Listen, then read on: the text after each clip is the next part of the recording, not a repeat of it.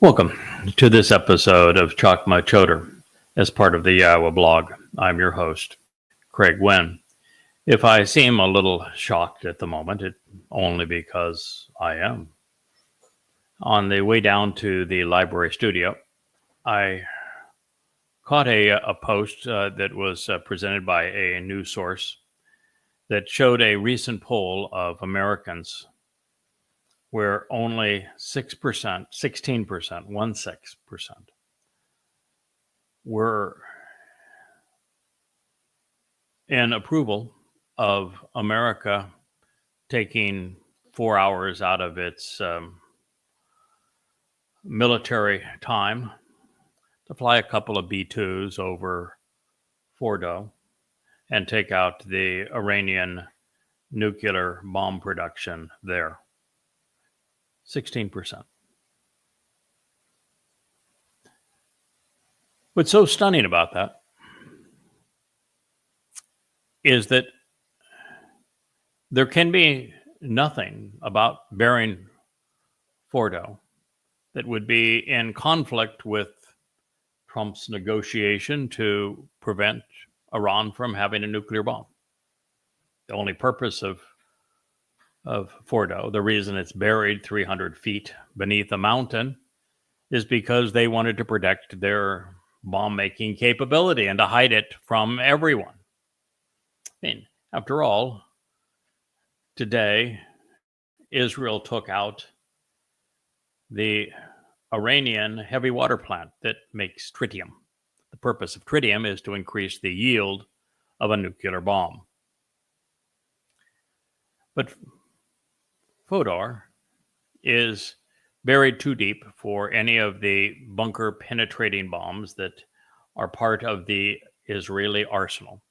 And the 30,000-pound Moabs cannot be carried on a F-35 or F-15, which is the aircraft, the fighters that Israel is using to preclude Iran from annihilating it. And so it would take about 2 hours flight time from wherever these B-2s are stationed to fly over Iraq, high enough to be way above any missile fire. We know that the skies above Iran are free of anti-aircraft fire anyway, and drop a couple of Moabs. Yeah, probably 2 hours in, 2 hours out. What are the planes doing besides getting sunbaked?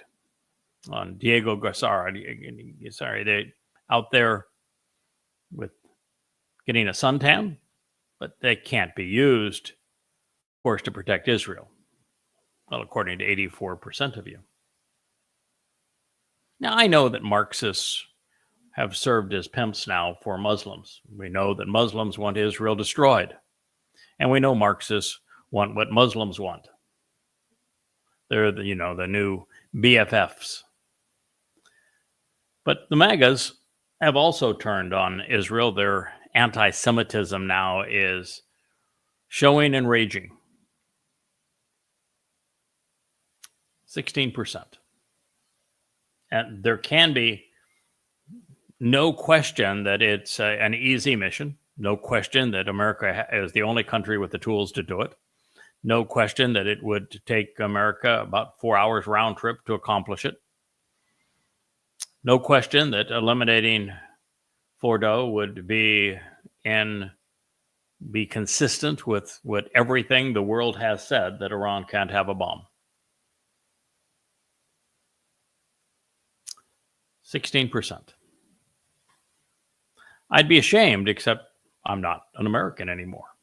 I'm an expat, and never been prouder of the fact that I am an expat.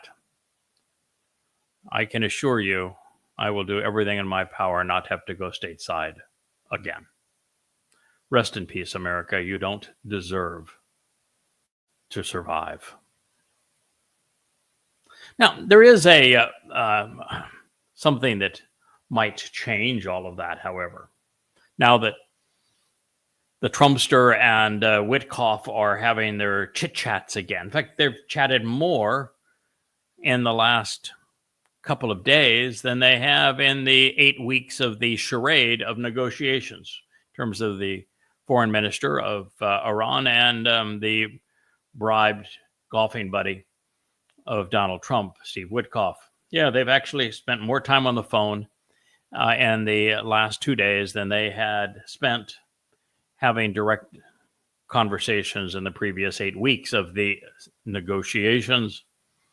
And Iran is saying, "Oh yeah, man, we might consider, some kind of a deal, maybe, but you have to stop the Iranians the Israelis from bombing us. Stop them. Tell them they can't do that anymore. We don't like it. And then maybe, we'll talk. We'll see if we can negotiate something. We already told you we're not getting rid of our uranium. We've already told you we're not going to stop enriching, but we can still talk, can't we?" Well, the Iranians double down today to say that maybe what they need to do and will do is to close the Strait of Hormuz. Well, that would preclude the United Arab Emirates, Trump's BFF. Qatar is BFFFF. Saudi Arabia is also his bribing buddy. The Kuwaitis, too, from being able to load their wallets with dollars from shipping oil through the Strait of Hormuz. Man, I can imagine to keep the money flowing to Trump's financial partners. Oh, man, you got to bring out the B-2s for that. Maybe even the B-1s. Heck, why not the B-52s? They probably were used in the parade, but if they're not all tired with their wings, drooping down, why not the B-17s? Bring them out too. Call in the Marines. Hell, why not? Can't be shutting down the Strait of Hormuz, can we? I've just discussed it. It's appalling how overtly anti-Semitic the world has become. I call it the 3 M's now. It is the Marxists, the Muslims, and the MAGAs. All disgusting, all repulsive, all in opposition to God's people. But this is what we're told to expect. We're a year away from the time of Israel's troubles, and we were told prophetically that it was going to be worse for Jews than at any time in their history. And oh, by the way, it's been really bad for Jews almost all the way through their history. And oh, by the way, they have exacerbated their own problem. Now, if we return to Chakmah, Choter, and where we were in our last program, we were reviewing Numbers, Bamidbar 11. It is the most surprising narrative maybe in the Torah.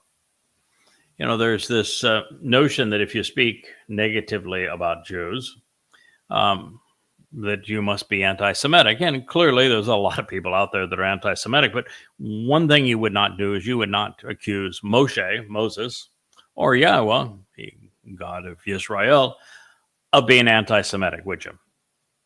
I don't think so. But what both of them had to say about the children of Israel, they said they were impossible. That no one could relate to them, no one could lead them, no one could get through their thick skulls. They were obnoxious, they were rebellious, they were embittered, they're cantankerous. And so that's where we were in the narrative, and it got so bad that Moshe said, since I can't do this, since no one can do this, if you have any compassion for me, please just kill me. Death is better than being associated with these people and trying to lead them. And so Yahowah had already shown that he was in agreement with Moshe, because even before Moshe's meltdown, Yahowah was out burning everything around the encampment. Just he was so frustrated and angry with the children of Israel, so disappointed in him. His righteous indignation scorched everything around them. Scorched earth. So Yahowah didn't tell Moshe, oh, come on, they're not that bad. Because they were. Yahowah didn't say, come on, pep talk, we can do this together. We're in this together. We've come this far. Well, they hadn't come very far at all. They were only 3 days out of Joram. And they had already told God to go away, shut up, never to talk to them again. So, well, they really weren't in this together anymore. And so Yahweh's approach was, okay, I'm going to come up with something here that at least get your mind off of it. It's not going to do any good, but from this point, I think you can suck it up and we'll get them to the promised land, and then they're on their own. So he said, I want you to gather 70 elders around the tent. And then God, who was not speaking directly to them, told Moshe to tell them, and to the people say, become set apart and special, dedicated, uniquely separated from what is currently popular, particularly in the future. And then when that happens, you will be nourished by the Bashar, the human herald at that time. This is Israel's problem. It was their problem then. It is their problem now. They aren't set apart. Israelis are more political and more religious per capita than probably any other people. And since religion and politics are the single most, the two most common influences amongst humans, you are exceedingly common if you're religious or political. And the only solution, according to Yahweh, is to become uncommon, which means you have to stop being religious and political if you're going to have any future at all.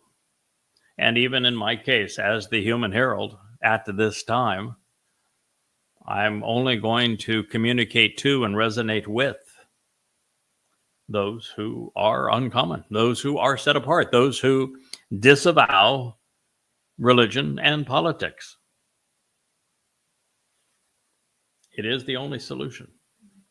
Now, by contrast, you have wept and wailed, moaning and crying in the ear of Yahweh. The difference is what you're set apart unto Yahweh and set apart from the human family. Your attitude just changes. You become joyful around Yahweh. It's, I said, I'm delighted to be an expat. I'm happy as I can be here on our island. And I'm so very glad that I'm not in that commonality of religious and political America, because that's all the children of Israel had done up to this point, and it is all that the world's going to do from here on in. Weep and wail, moan and cry. Although the difference is the children of Israel were doing it in the ear of Yahweh, and Yahweh's not listening anymore.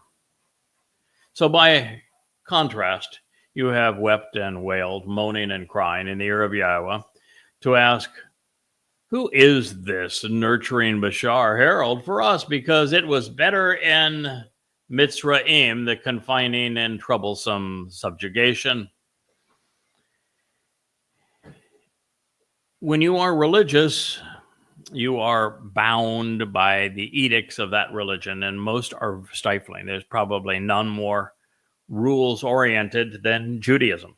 And Christianity, and particularly Roman Catholic, has so many rules too. The Roman Catholic Church controlled everyone's lives. It was the feudal system.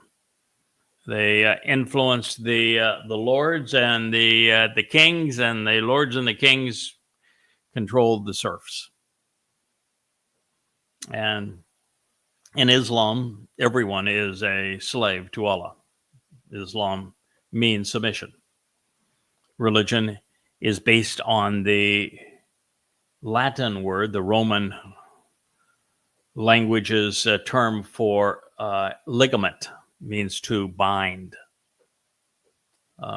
binding the bones together.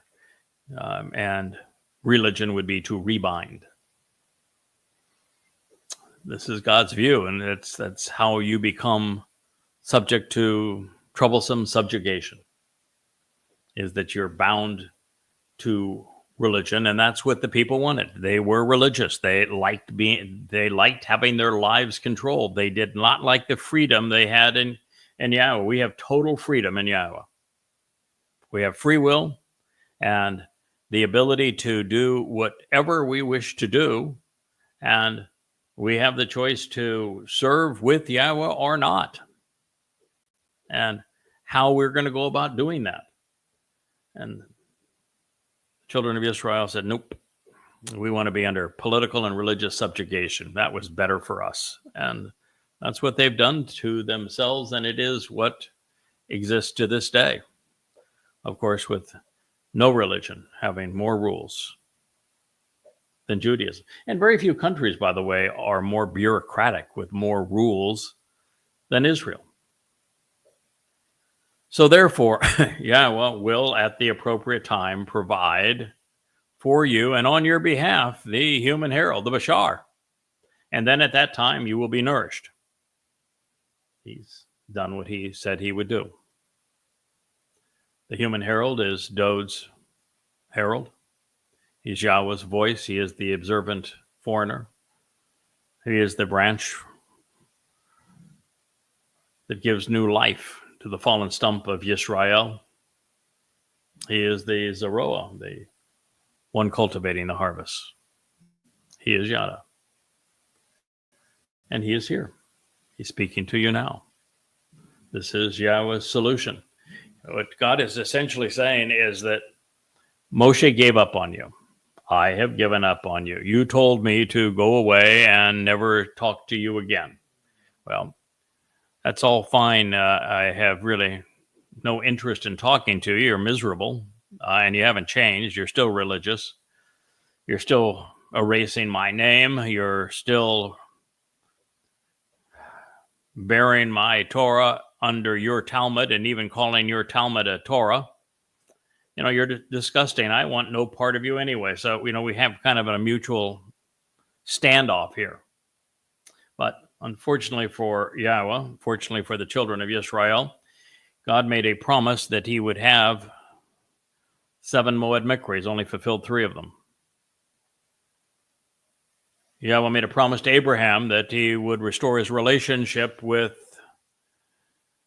his descendants. He hasn't done that yet. He's told us through the prophets that he will renew his covenant. Has not yet occurred, but it will.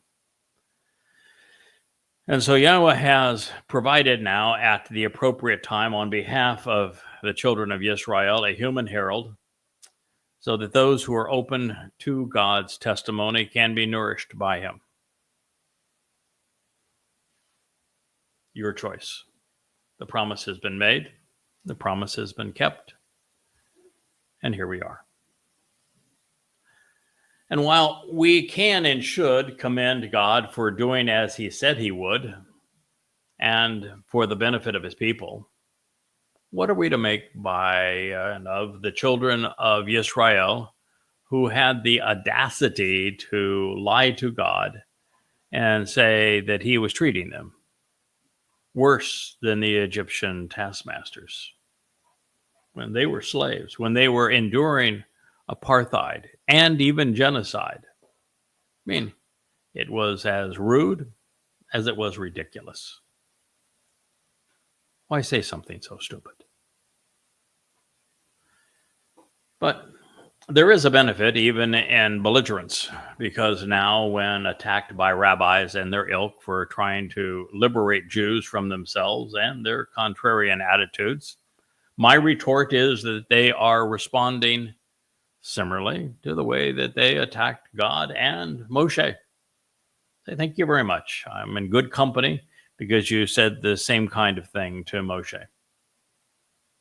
So I'm delighted to be their associate in this regard. Now, as we approach this next statement, the following numbers might all be poetic license. But if not, It is instructive to note that one God chose one man, and the two have initially collaborated for 5 plus 20 years, just 2001 through 2026, and 2 plus 10 plus 20, 32 years overall, 2001 to 2033, all while focused on the two Moedim that this one man would fulfill, with the most important role occurring on day one of the 2 plus 7, 2 plus 5 equals 7th, month as part of the 2 plus 5, 7 total. And on Towrah, we are explicitly told that, and this by Yeshaya in the 17th chapter, that there will be 2 or 3 gleaned on the uppermost branch of Yehudim, and 4 or 5 from the Yisrael branch, which has been cut away. So unlike the morsel of meat that has no lasting value or benefit, the Bashar Human Herald will provide the ad restoring witness to the eternal testimony. He will do so during the Chodesh or Kodesh Yomem, the days of renewal and restoration on the first day of the month, also known as Towrah, the day of the herald. And as a result, he will bestow the Asher benefits of the relationship while Yatza leading the final exodus. This one away from the animosity and rancor of Jews towards Yahweh. But as has been the case, most of the Israelites will see their godsend, the Nakri, this observant and responsive foreigner, as a zerah, as a nauseating foreigner and loathsome stranger. But now I'm getting a little ahead of God's story. Let's listen. Not for one day will you be continuously and abundantly fed and nourished, and not for 2 days, nor for 5 days, not for 10 days or for 20 days, but forever, by the restoring witness to the eternal testimony during the days of renewal and restoration on the first day of the month, until the restoring witness to the benefits of the relationship comes forth, and he leads this exodus before your very presence because of your resentment and animosity. Although he will be for a time perceived as a nauseating foreigner and a loathsome stranger by you. This is on account of your failures to pay attention, and because surely you have rejected and spurned, avoided any association with, and despised, even loathed as vile, while showing contempt for Yahweh, who, for the benefit of the relationship, has drawn near and is in your midst, while you have wept and wailed, moaning and groaning before his presence, to say, for what and why then did we come out participating in this exodus from Mitzrayim, from confinement within the crucibles of oppression? Bamidbar, Numbers 11:20. The reason the Bashar Human Herald is providing the ad, restoring witness, to the eternal testimony during the Kodesh Yomem, days of renewal and restoration, on the first day of the month, is to bestow the Asher, the benefits of the relationship, upon those Yatza engaged in the final exodus, because of their Ya'an, failure previously to pay attention, along with their prior Ma'as, rejection of God. He will be leading them away from their animosity and rancor toward Yahweh, even as they view him as a Zerah, nauseating foreigner, a loathsome stranger, because, well, this will be their last opportunity to Yatzah, to either be withdrawn from their self-imposed Mitzrayim religious subjugation, or to remain in it. Well, Moshe may have been a little delayed on the uptake. It was not without purpose, and he was aware that even among 600,000, there wasn't a Bashar herald in the bunch. And since he realized that Yahweh promised to provide one to resolve this current calamity, he was looking. So then Moshe said, I am in the midst of these 600,000 people on foot, whom to show the way to walk, such that you yourself have said, a human herald I will provide for them, so that they could be nourished. The days of renewal and restoration on the first day of the month. Where's the flock? With the lamb, as well as the herd with the bull. Ha-son wa bakar. To die. Slaughtered and sacrificed, beaten and killed for them, such that he is discovered and available for them. Or is it as if all that grows, even as fish of the waters, are to be gathered in and harvested for them, so that he is found and experienced by them? These are riveting words when we consider their import. It isn't an accident that Sion and Bakar, addressing a lamb and a bull, were both singular and masculine in this prior statement. The lamb that would be provided is Dod, and the bull is Yada. The king who fulfilled Pesach and his herald who will fulfill Towrah.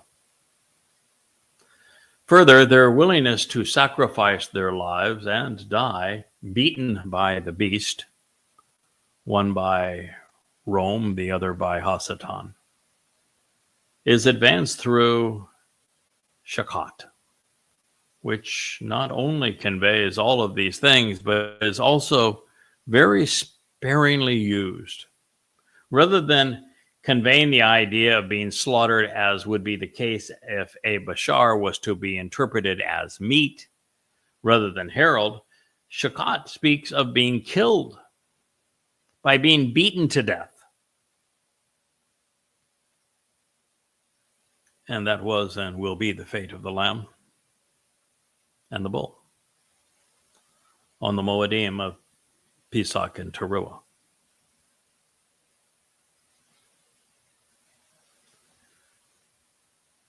Now, do you understand why, when Yahweh asked me to engage in this process, and we embarked on a completely unique form of translation, never been done before, an amplified translation that have the words and that convey the most essential part of the message in bold, followed by an italicized form of the Hebrew word that is general enough it can be looked up in search engines, with an amplified translation within the parenthetical. which is something that no one had ever done before, unique to our enterprise throughout Yada Yahowah. It was unique, too, that every word would be scrubbed of the diacritical markings of the rabbis, the Masoretes in the 11th century, and returned to the core letters themselves so that we could look at every word that is appropriate and every possible meaning. It's the only translation that takes into account the Dead Sea Scrolls, and every place they are different than the Masoretic text. But there's something else about what I'm sharing with you that heretofore had never accompanied a translation, and that is these insights that are derived from it. For me to go through each word like this and say, the lamb and the bull were singular, and the word for them being killed was to be beaten to death. And then to make the connections between Dod as the Passover lamb and Yada as the Adamah Parah of Towrah. It is in this combination of amplified translations corrected to the Dead Sea Scrolls with copious explanations and accompanying insights that make Yada Yahowah so powerful, so unique, so unlike anything that has ever been compiled and offered previously, and done in such a way that you can verify every word of it for yourself. This is one of those lessons.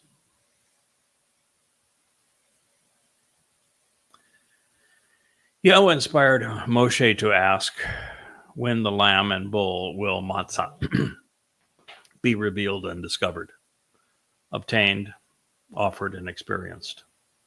And while the answer would be Passover in year 4000 Yah and the day of the herald in year 6000 Yah, 33 CE and 2033, it is likely that these insights were for us to deduce, celebrate, and share, because no one has highlighted them previously. As we have considered, dag, which is commonly rendered fish, is from an unused root which actually addresses growth. Further, by this time, Moshe was well east of the Gulf and thus nowhere near a yam sea, suggesting that dam yam was to be understood the same way that we would grow as a result of the great waters, which would cascade off of the Temple Mount and from beneath the bull during the fulfillment of Towrah as the lamb watches from above. This is then reinforced by the fact that this all pertains to an asaf, a harvest, the final ingathering for the children of Yisrael. It is something the remnant of Yisrael will matzah, experienced at this time. Should there be any doubt as to the appropriateness of this interpretation, Yahowah reaffirms that we are on the right track in the anticipation of a Ketzar harvest, one that he will orchestrate. So God asks his faltering liberator. Therefore, Yahowah said to Moshe, is Yahowah's influence to reap a harvest cut short, lacking? Is he deprived of the ability to gather in? So then you will see and perceive. At a point in time, you will witness whether he will be selected, choose to engage, be encountered by you all, and succeed. if it will happen and whether you will meet him. Call imperfect, jussive, third person, masculine, singular. You will determine if my word is or is not. Midbar in the wilderness, Numbers 11:23. Whoa. Thank you, God. You do not mess around. You are direct. You are bold. You are blunt. I aspire to emulate every aspect of your approach. I love it. There are many reasons I don't question or challenge Yahowah. And you will see that I never challenge him. And I haven't questioned him in probably 15 years was the last time I said, boy, I don't understand why you would do it that way. And if we have time one of these days, I'll tell you the last time that I questioned Yahowah. But, just in summary form, it was a lot of work, a lot of time to come up with a concise understanding of the 5 terms and 5 benefits of the covenant and how the 5 benefits of the covenant were provided through the Moed Mikre, particularly the first 3, and what each of those steps along the way actually mean in the lives of God's people. It was a lot of work to come up with the dates that each Moed Mikre had been and would be fulfilled. I spent 15 years figuring out that Dode was the actual Messiah and the Son of God, our former and returning king. And even more, deducing that he fulfilled Pesach, Matzah, and Bakurim in his second of 3 lives. And so one of the things that I bickered about was to say, God, couldn't you have made this a little bit easier? And he says, no, of course not. I didn't want anyone to figure it out until it needed to be known. It needs to be known now. You figured it out. What are you complaining about? Pretty straightforward. I don't want to make it easy. I'm not looking for a bunch of numbskulls to tramp through heaven, bringing their religious and political rubbish with them. I'm not looking for a huge crowd. I'm looking for the best among you, not the most among you. Isn't it more fun to have figured it out? Don't you have an appreciation for why it's so important that it be figured out at this time and communicated in this way? And look what you gain in terms of credibility with my people, to be the first person ever to put the whole picture together from beginning to end and have all of these details form this beautiful portrait that I'm offering, and that you're now in a position to convey it when no one else could. It's a very good thing.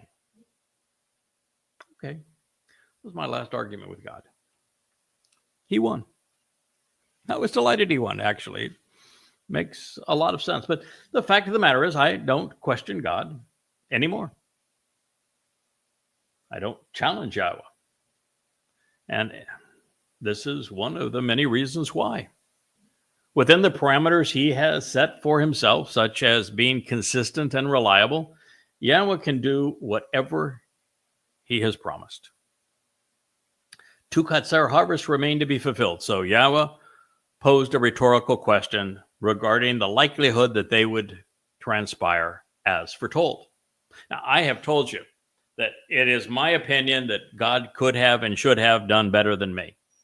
And that if he was looking for, and he was, a observant foreigner, if he was looking for, and he was, a Yada, someone who knows, if he was looking for, and he was, a Bashar herald who would represent his beloved son, if he was looking for, and he was, a final Zeroah that would cultivate these 2 remaining harvests, and he did find exactly what he was looking for, then so be it. Then this is what he wanted. This is what he talked about he was going to do. And he's talking here specifically about the Bashar herald and what he would have to perform to achieve this.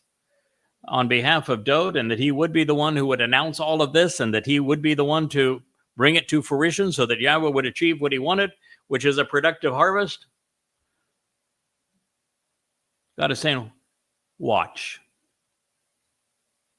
I'm going to do exactly what I said I was going to do. The most amazing thing of all is he introduced his name through a person who stuttered. He took away the sting of death and the penalty associated with our religious guilt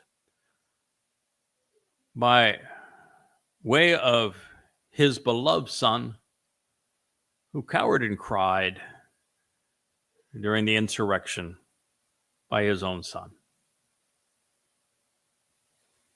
And now, through this 70-year-old Goy, he is fulfilling the promise to have a plentiful and robust harvest. And if should you doubt that Yahweh can accomplish what he wants through his chosen implement, no matter how dinged up that witness may be, don't ever doubt him. Now, in all fairness, God cheated in my case. He went in all guns blaring, just so that there would be no chance that we wouldn't succeed together. Our collaboration has been enabled by the seven spirits. That's why this program is called Chakmah Choter. If you look up what is said about the Choter, both Dode, David, and Yeshaya, Isaiah, devoted entire chapters to presenting the nature of this individual when he would arrive and what his attitude and attributes would be so that he could accomplish this mission. And specifically, we're told that he has the seven spirits of Yahowah. Yeah, I was saying, yeah, you want to hang around there, big boy. You just see if Yahowah has the ability that he can influence the reaping of a harvest, or if it's cut short, if he lacks that capacity. So then you will perceive, you're going to see, you will witness whether this individual can in fact be selected. Yeah, he found me. Might not have been much to work with, but we managed. I may not have been in a position where I was had to be wooed because I just immediately recognized who it was that was asking me to do this, and I chose to engage. Yeah, I did. I didn't fight Yahweh at all on it. Good decision. So I was selected. I did, in fact, choose to engage.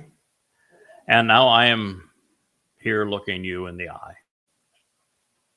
speaking directly to you. And we are succeeding. Just as Yahweh said. It has happened. It is happening. Just as God had promised. Yahweh is true to his word. Always. So, mock me if you want. Slander me if you want. Say, yeah, sure. You're making all sorts of claims. Well, I'm not making the claims. Yahweh's making the claims. You don't like the claims? Take it up with Yahweh. See how that works out for you. I'm not making any claim. I'm acknowledging that Yahweh made these claims. You should too.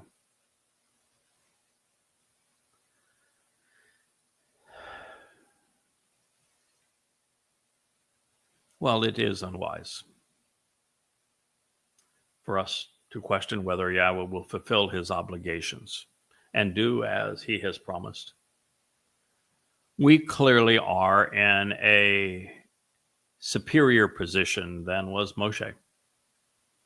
We have over 1,000 pages of proof text to scrutinize, which serve as validation when Moshe was just beginning to scribe God's story. And this is likely why Yahweh was a bit coy with Moshe, telling him that he'd have to wait and see if he had selected and engaged a herald, if he had found a bull who would succeed, even if he would choose to engage and encounter God's wayward children such as they are. This then suggests that Moshe and I will meet one day, and we're going to share a laugh at long last. And in that way, he and we will have further proof that Yahweh, as always, is true to his word. Now, that may not have been much fun for Moshe, but it was a joy for those of us who, well, behold how adept Yahweh is at using the past to frame the future. God is really good at this prophecy stuff.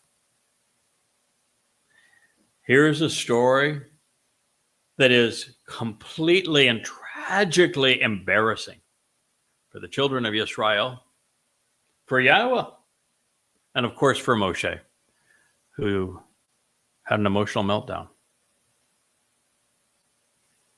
And yet God told this story in such a way that it gives us grit and conviction and the knowledge that we will prevail and that God has written our future in our past, even in the Torah. And that Yisrael, there will be some of you who witness the ultimate fulfillment of this, who will listen and who will recognize that Yahweh was able to find someone who would cultivate these final two harvests, and that you're going to be there with us.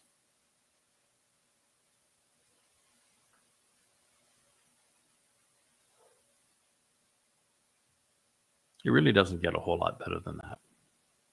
This is the joy of closely examining and carefully considering every word that Yahweh scribed for us. Well, Moshe walked out of his tent to speak, likely parroting what Yahweh had told him. But remember that he was so distraught that just moments ago he had asked Yahweh to kill him.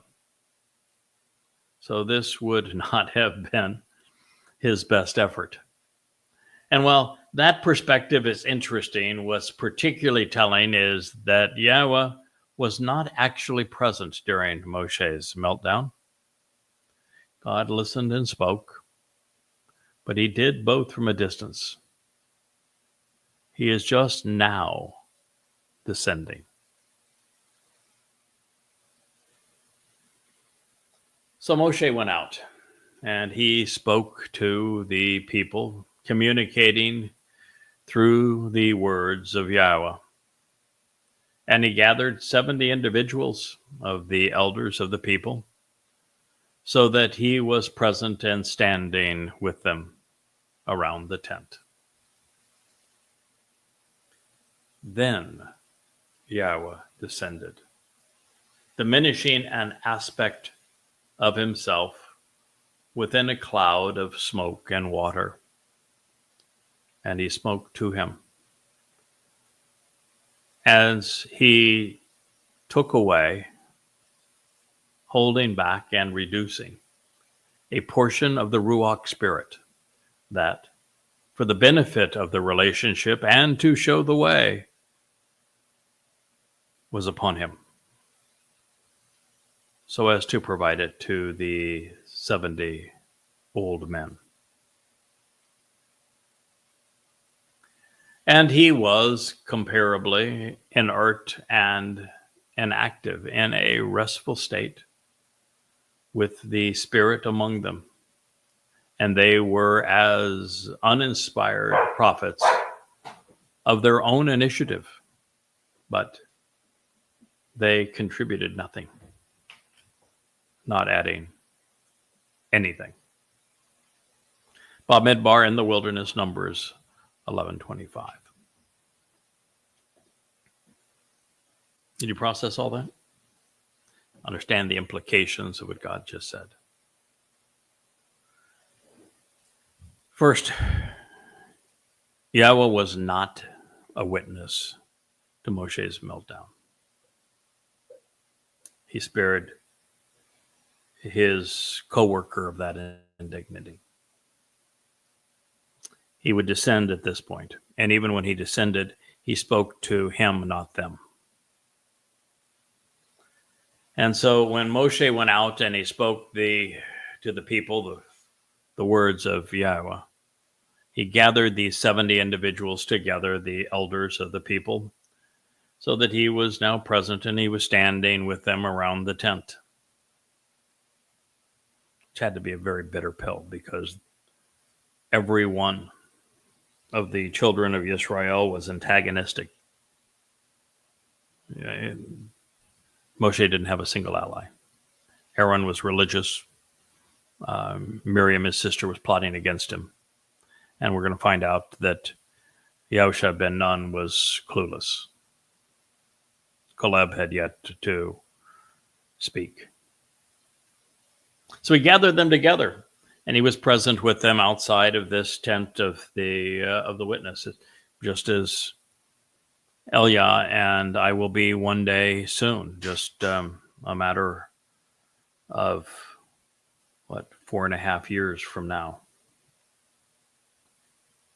And then Yahweh descended, diminishing an aspect of himself, as he will, as part of this final push to convince his children to stop being antagonistic and to return to him. And he spoke to him as he took away, holding back, reducing a portion of the Spirit that, for the benefit of the relationship and to show the way, was on him to provide to the 70 old men. Do you think Yahweh has a one Spirit that he can share? Is there just a Ruach Kodesh, as the Spirit Mom cult claims, and that Spirit Mom, and that's just one of her? She's the second person in their Trinity, Mommy and Daddy. Only got one. Well, doesn't the Choter have the 7 spirits of Yahweh? So if there's the Choter has the 7 spirits of Yahweh, why was Yahweh so stingy? Why did he have the one Spirit split 71 ways? It's interesting, isn't it? He didn't give each of the 70 a Ruach, did he? He gave them each 1/71st of a Ruach. And he diminished the Spirit in Moshe, which is to say that they were through. He wasn't disappointed in Moshe. Moshe did the best he could. It's to say that God and Moshe were going to go through the motions and get them to the promised land, and that would be it. So there's just one Spirit shared among the 71, where in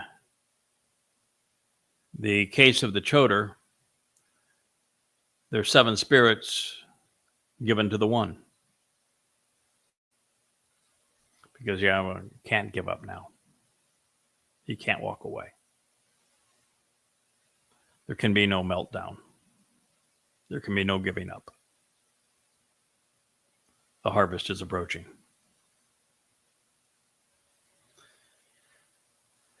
And With that said, is that as a result, he came to be comparatively inert and inactive. But it wasn't just that Moshe was no longer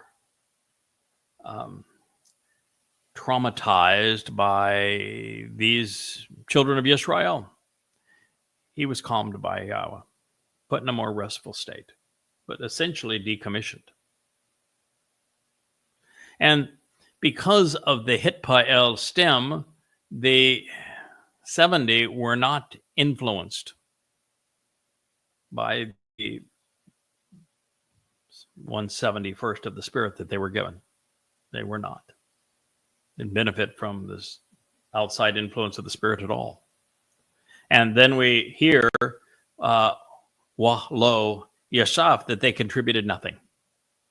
They added nothing. Why? Because Yahweh speaks through one person at a time. And even though that message would be muted, he would only speak through one person at a time. The others, 70, would do nothing. Now, with only two notable exceptions, a fellow named Eldad and another one named Medad, or if I may be so bold, Eldod and Medad. Yahweh's presence was subtractive, not augmentative on this occasion, which is not surprising under the circumstances. He would diminish the presence of his Spirit within Moshe, reducing it 70-fold. Apart from God's beloved and loving friend of Dod, God's beloved, that's Dod, and the loving friend of Dod, that would be the herald, none of the others were of any benefit. Just two. Moshe became somewhat listless and inactive, taking a breather. But all the while, the others contributed nothing. Now, this is to suggest that Yahweh had turned the page and he was moving on, recognizing that there was nothing more to be achieved through the Israelites of the Exodus. He would go through the process and he would deliver them to the promised land as promised, but that would be it, at least up until God's beloved and Dod's devoted friend, Eldod and Medad, because they would be filled with the Ruach, and they would perform on behalf of the final remnant of these people. I want to share with you next one of the most remarkable statements that you're ever going to hear in the Torah, particularly if your ears are open, your mind is receptive. I know when I first translated this, I was stunned. I was just, took my breath away.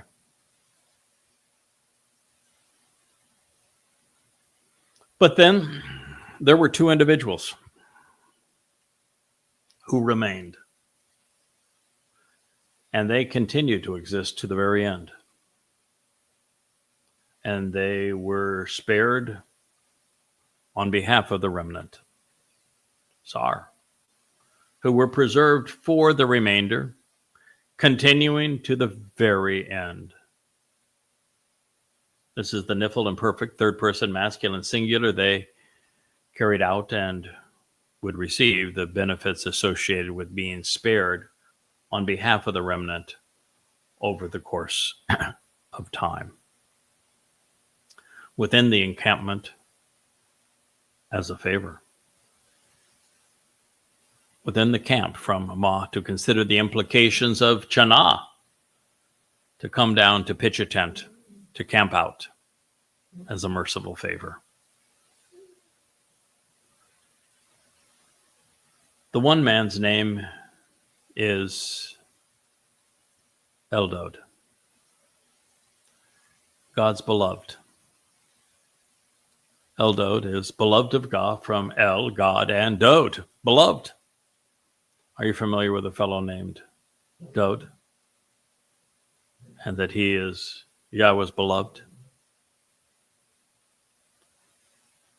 The one's name that would exist filled with the Spirit, serving as a prophet on the benefit of God's people, was God's Dod, Eldod. And the second's name is Medod, cast as Dod's devoted friend. To ponder the implications of the beloved's adoring hand serving as my hand brought forth for friendship, from Ma to question and Yadad, cast in this role as a loving friend, and Ani, my hand, and Dod, beloved. God's Dod, and the one cast as Dod's devoted friend.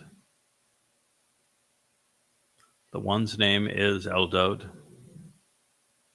and the second's name is Medod. And the Ruach Spirit, the breath and mind of God, she came to rest, settled, and continuously remained upon them. And they were among those who were copious writers. They did not emerge from the tent, not at this time, as they were not leading an exodus for the illuminated family at this very moment. Wallo Yatza Ha-Oel, they did not leave the radiant home and go out of the shining dwelling place at this moment. No, they would do so later. Therefore, they continued to speak prophetically, communicating the message of God, independent of the others, fortuitously and compassionately within the encampment. Bamidbar, in the wilderness, Numbers 11:26.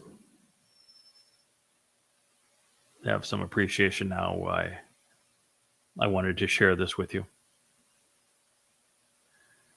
God spoke of the role that Dod would play in the lives of his children, enabling the harvest by fulfilling Pesach, Matzah, and Bakorim, which is the only way that we are allowed to engage in Shabuah, and also in the Teruah in gathering. It is only for those who benefit from what Dod has done. As the lamb who was beaten and killed. And of course, the bull will prepare the final remnant of Yisrael in this same manner as he is beaten and killed. But it is this friend of Dod, the one cast in the role of his devoted supporter, that will reintroduce the king to his people,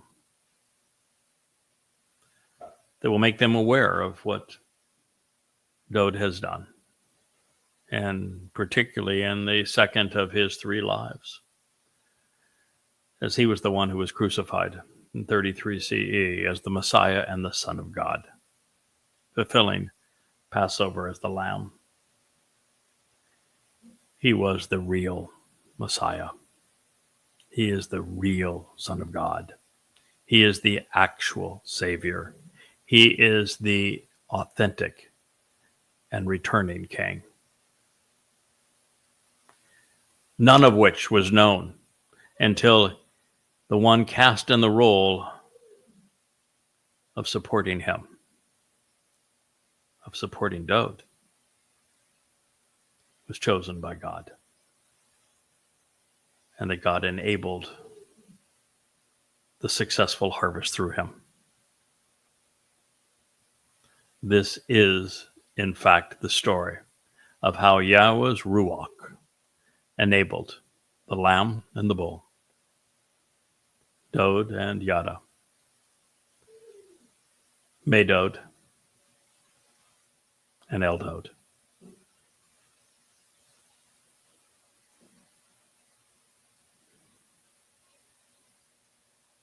Are you listening? Do you know what kind of gift God just gave to us?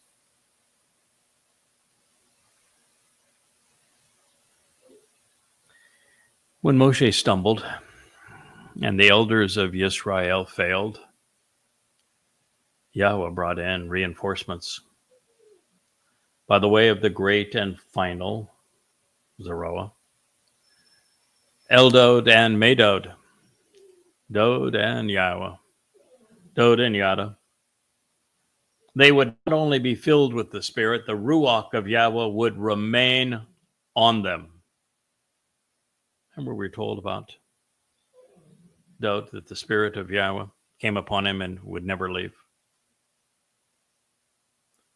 And we are told that in the case of the Choter, his Bashar herald, that the 7 spirits of Yahweh, including the very Spirit of Yahweh, would come upon the Choter. Well, now we know that the Spirit of Yahweh will never leave him.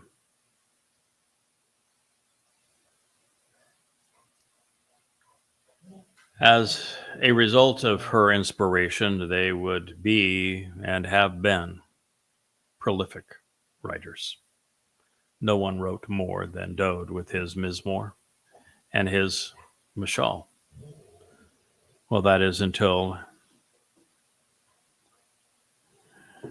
Medod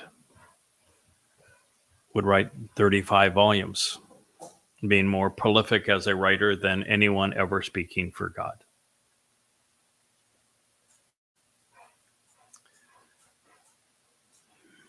We would be given the opportunity to read what was written and expound upon all Eldod had to say,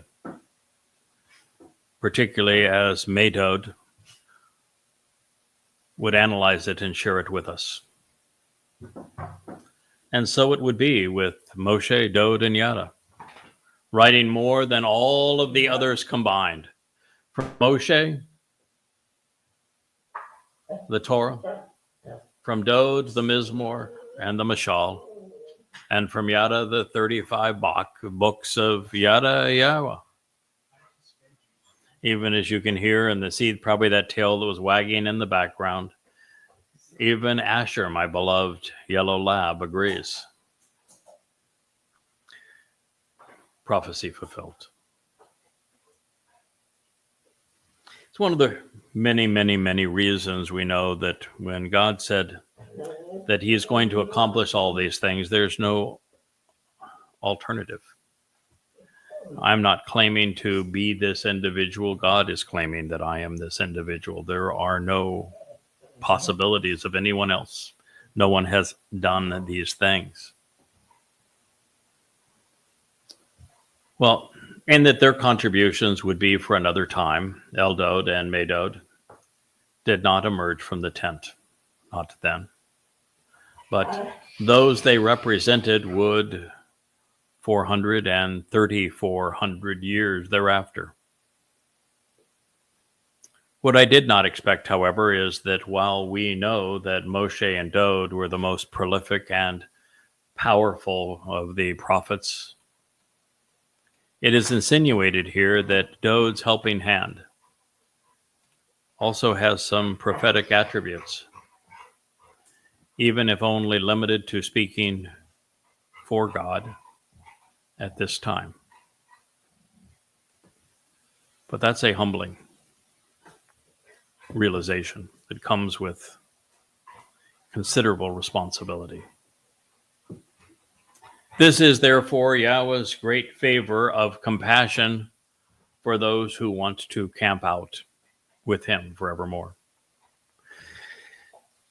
Tellingly, it was the scattered sheep who recognized that God's beloved and the one devoted to Dode were speaking for Yahowah. And so they, the youngest members of the covenant family, immediately made the connection between what they were saying and the Torah, so that they moved in Moshe's direction. They would even confess that this was relevant and it was corresponded to everything that had just transpired, and that there was a straightforward connection to be made through these correlations. I will share this with you, and it'll be the conclusion of our program. It's an emotional thing for me to convey. It is so affirming, so uplifting, so empowering, so enabling for God to share words of this import with us. And the scattered sheep, represented by a young man, YAHOWAH, the wayward flock comprised of adolescents, served as an attendant for the one to whom the flock actually belongs. And he ran, moving very quickly. He immediately and swiftly ran before Moshe. The counterpart who withdraws too conspicuously in form, making known by announcing in a straightforward fashion so as to confess the corresponding connection he was making with Moshe. Wa Nagad La Moshe. To openly acknowledge before Moshe, expounding upon what had become conspicuous and forthright. And he said, with unfolding implications throughout time, Eldod, God's beloved, and Medod, cast as the loving friend and supporter of Dode, his uplifted hand. They are speaking prophetically, demonstrating and demonstrably conveying the very message of God, independently and apart from all others. They're doing so beneficially and mercifully within the encampment, Bamidbar in the wilderness, Numbers 11:27. And yes, they would. And yes, they have. Are you listening? Thank you for partaking this very special episode and sharing it with me as we have conveyed the YAHOWAH blog.